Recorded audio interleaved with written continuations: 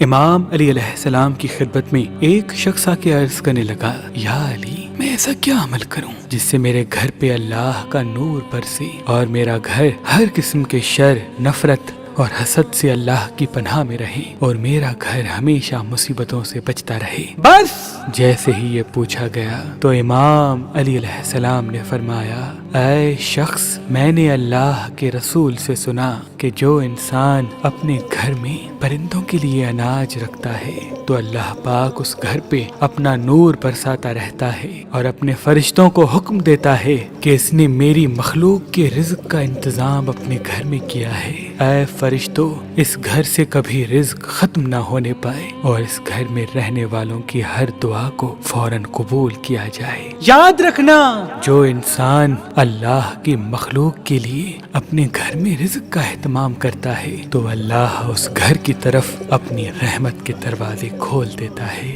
اللہ اس گھر کی طرف اپنی رحمت کے دروازے کھول دیتا ہے۔